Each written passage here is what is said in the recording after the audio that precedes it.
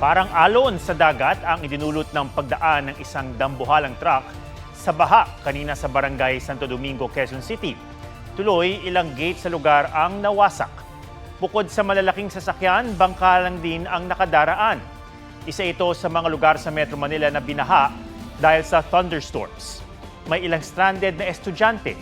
May mga nirescue rin sa lampastaong baha sa barangay Talayan. Halos zero visibility sa skyway. Kaya ang bahagi ng Araneta Avenue agad binaha at di na madaanan. Agad ring binaha ang ilang lugar ng Kamuning at Mother Ignacia. Sa Maynila, hanggang gutter ang baha sa Espanya.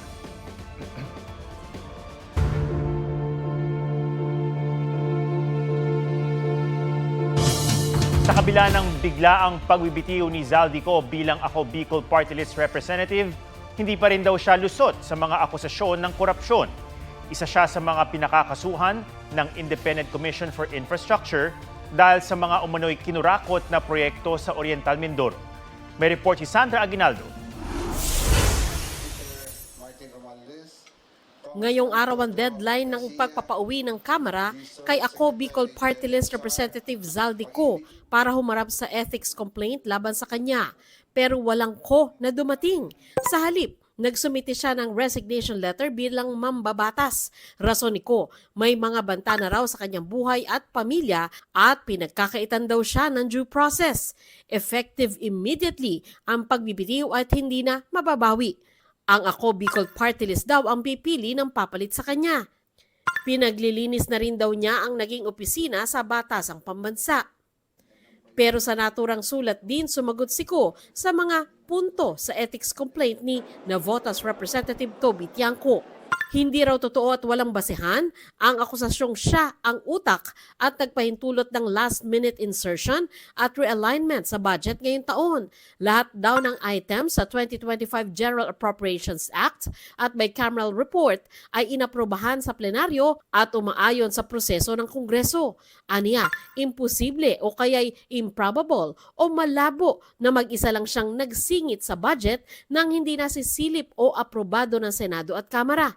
Giit ni Ko ng isa batas ni Pangulong Marcos ang GAA, sa paningin ng Kamara umano ay binusisi ito mismo ng Pangulo.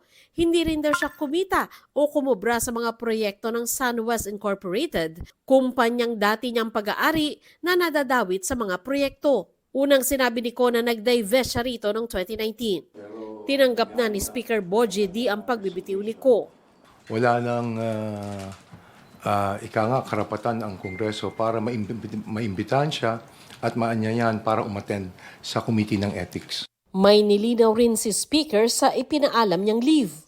Ang in-applyan niyang leave sa Secretary Gen ay personal leave, hindi naka-specify doon na medical leave. Kaya hinihiling din namin, sana suportahan niya yung sinasabi niyang medical reason. May mga di kumpirmadong impormasyon na nasa Spain siya. Ang Justice Department humiling na ng blue notice mula sa Interpol. I don't expect him to come home. I mean, the way that everything is right now, I don't think he will just go home. Para kay Representative Tiangco, hindi pa lusot si Ko. Pag-iwas yun sa mas marami pang tanong sa Ethics Committee. Kahit naman mag-resign siya, hindi naman siya makakaiwas. Inirekomenda na nga ng Independent Commission for Infrastructure o ICI na ihabla si Ko. Bunsod ng mga substandard flood control projects ng SunWest sa Nauhan, Oriental Mindoro. Pinakakasuhan din ng ilang opisyal ng DPWH may maropa na may saklaw sa Oriental Mindoro.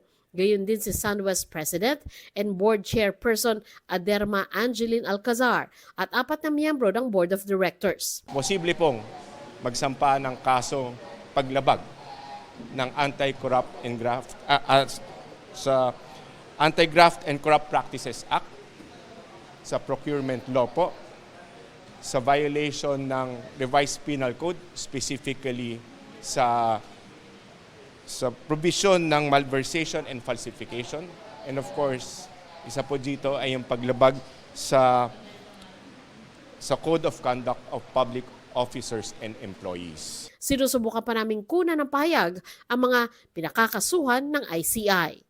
Sandra Aguinaldo nagbabalita para sa GMA Integrated News.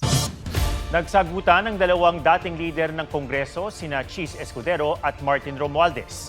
Ayon sa dating Senate President, scripted at sarsuela ang pagbaling sa Senado ng sisi sa mga maanumalyang flood control project. Pumelta ang dating House Speaker at tinawag na DDS script ang talumpati ni Escudero. May report si Marisol Abduraman.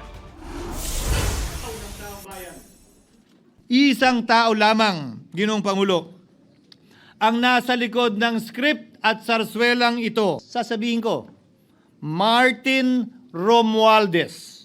Tahasang inakusahan ni dating Senate President Jesus Escudero si dating House Speaker Martin Romualdez. Siya raw ang scriptwriter ng paglihis ng investigasyon sa mga kinurakot na flood control project. Klarong-klaro po ang script nito.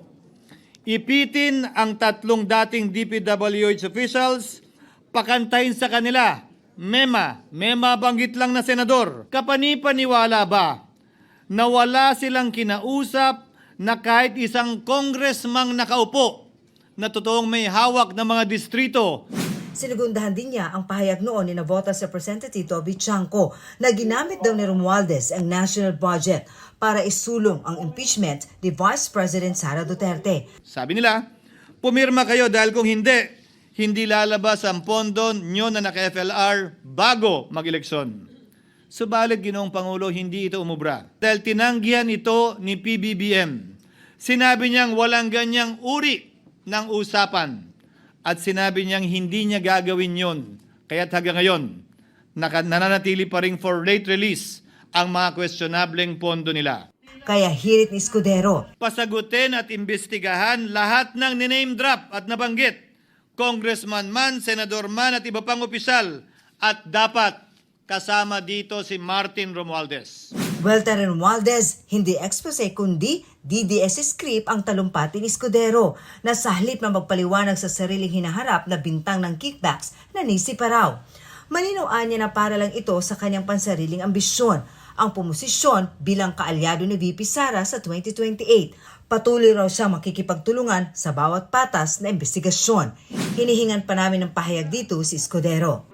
Si Vice President Sara Duterte nasa session hall noon at nakikinig sa talumpati ni Escudero. Sinabing hindi na siya nagulat sa pagkakadawit ni Romualdez. Hindi lang sa flood control, ma'am, pati sa sa illegal gambling.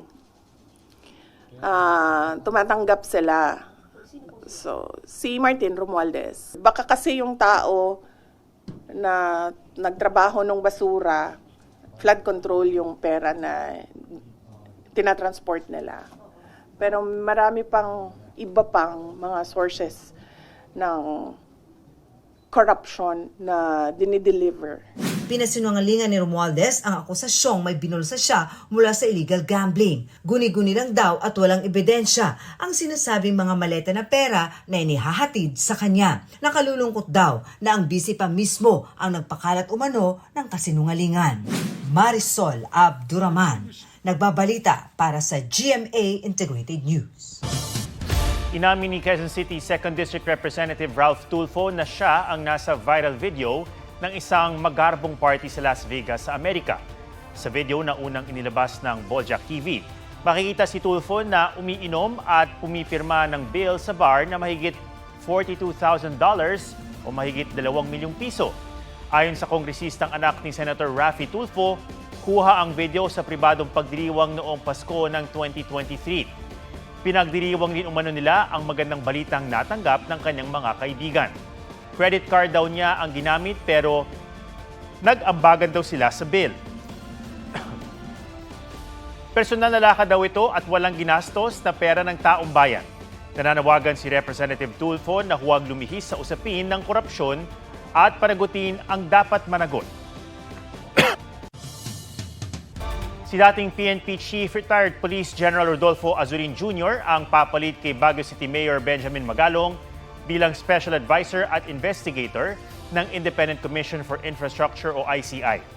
Inanunsyo ito ng Malacanang na nagpasalamat sa tulong ni Magalong sa komisyon.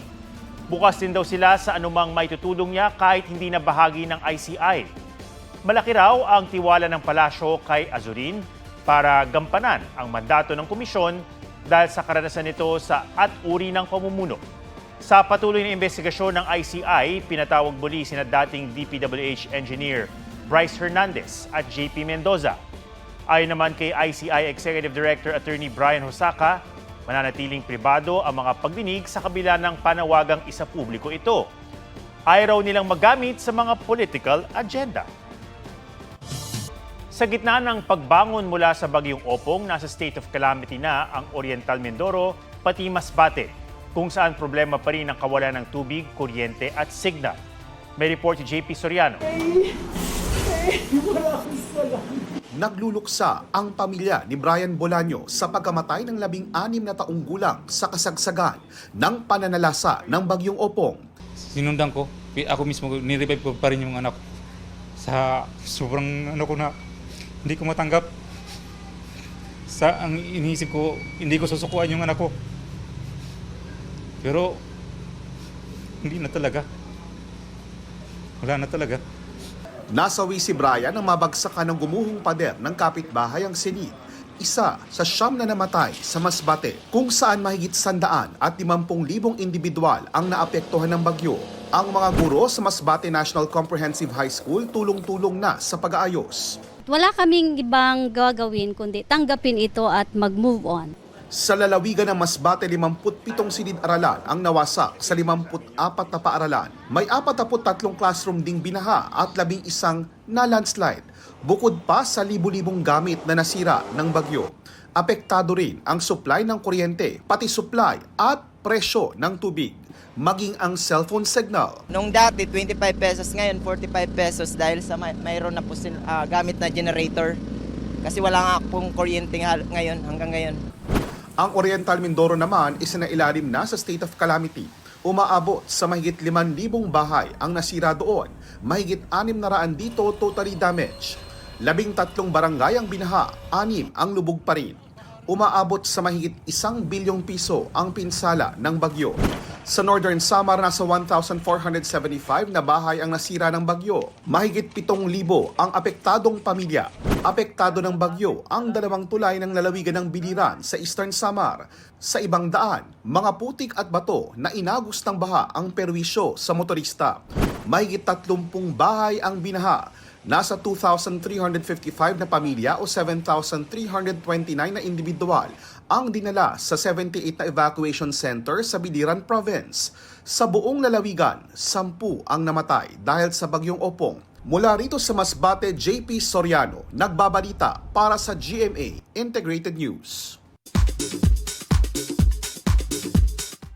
It's official! Pinoy Big Brother Celebrity Collab Edition 2.0 is on the way. Nitong weekend, niyanig ni Kuya ang social media sa ilang mala throwback posts para sa ikalawang PBB collab ng GMA at ABS-CBN. Makikilala na this October ang bagong set ng housemates na young Gen Z celebrities and rising stars from Sparkle at Star Magic. Bakit ang kukupad ninyo? Astade! Pambihira naman tong San Pedro na to. Nakuha pa mang asar. Ipinakilala na sa Encantadia Chronicle Sangre si Eshnad, ang tagapagbantay ng pintuan ng Devas, played by SB19 member Justin De Dios. Mukha talaga siyang taga-Devas. Belong na belong siya sa aesthetic at sa itsura sa feels ng Encantadia. Napakagaling niya, napakabilis po make up. Dahil din siguro dancer siya. Hindi ko po na-feel na left out ako or parang bago ako. Kahit short lang po yung time namin together to work, parang mahabang time na yung napagsamahan. Jeneline Mercado at Dennis Trillo proud sa achievements ni Calix. Incoming college freshman na ang panganay ni Dennis. Champion siya sa fencing at may modeling gig din. Pero paalala ng proud parents, showbiz can wait. Thankful din ang Jenden sa patuloy na pagsubaybay sa Sanggang Dikit for Real. Ang wish ko po Sana mawala na lahat ng mga korap. Granted agad ang birthday wish ni Shala Dismaya, played by Michael V.